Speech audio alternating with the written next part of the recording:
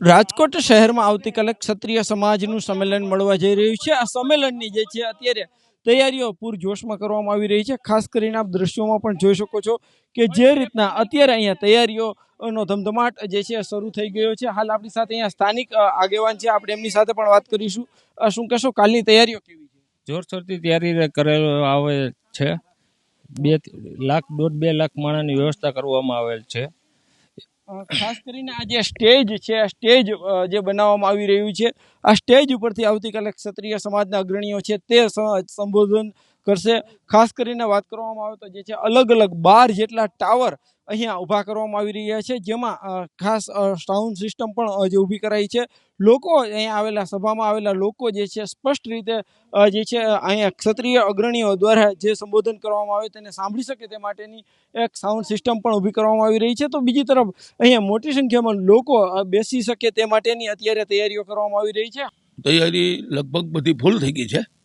માણસો કલ્પના બહાર ના આવશે, એટલે સંખ્યાનું ન કહી શકાય, પણ લાખોની સંખ્યામાં આવશે।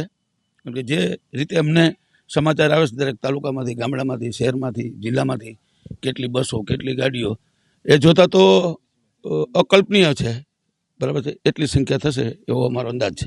ખાસ કરીને કેટલા માણસોની વ્યવસ્થા, બેઠક વ્યવસ્થા કેટલા માણસોની કરવામાં?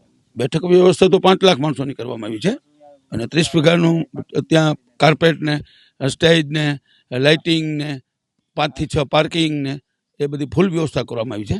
ખાસ કરીને કેટલા સ્વયંસેવકો છે તે આ આયોજનમાં જોડાયેલા હશે? કઈ રીતના આખું આયોજન હશે?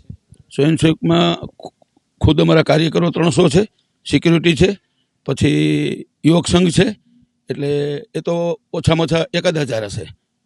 ખાસ કરીને અત્યારે તાજેતરમાં તમારી મીટિંગ પણ થઈ ટ્રાફિક ડીસીપી સાથે, શું ચર્ચાઓ થઈ?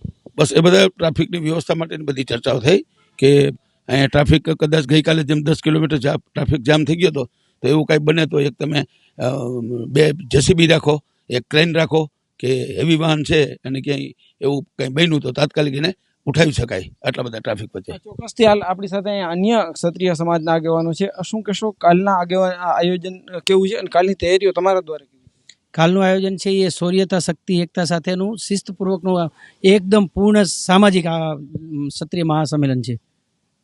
ખાસ કરીને જે છે સમિતિ બનાવવામાં આવી છે અલગ અલગ વ્યવસ્થાઓ માટે? યસ, ગુજરાત રાજ્યની એક સંકલન સમિતિ છે જે આ બધું કોર્ડિનેશન કરે છે। સ્પેશિયલી આ મહાસંમેલન માટે 8 થી 10 સમિતિ અલગ અલગ બનાવવામાં આવી છે। ટ્રાફિક વ્યવસ્થા સમિતિ, એસ્કોર્ટિંગ સમિતિ, સ્ટેજ સમિતિ, પ્રોગ્રામનું માઇક્રો પ્લાનિંગ સમિતિ અને કન્સ્ટ્રક્શન વર્ક સમિતિ, એ બધી જ અલગ અલગ સમિતિઓ બનાવવામાં આવેલી છે। ચોક્કસથી હાલ જે રીતના વાત કરવામાં આવે તો કાલનું જે આયોજન છે એમને લઈને અત્યારે તૈયારીઓ જોરશોરથી કરવામાં આવી રહી છે। હા, કહી શકાય કે 5 લાખ જેટલા લોકો જે છે એકી સાથે આ જે છે કાર્યક્રમમાં ભાગ લઈ શકે તે માટેની વિશેષ વ્યવસ્થા કરવામાં આવી છે। હા, તો બીજી તરફ પોલીસ દ્વારા પણ ચુસ્ત બંદોબસ્ત પણ ગોઠવવામાં આવી રહ્યો છે। હાર્દિક જોશી, ન્યૂઝ 18 ગુજરાતી, રતનપર।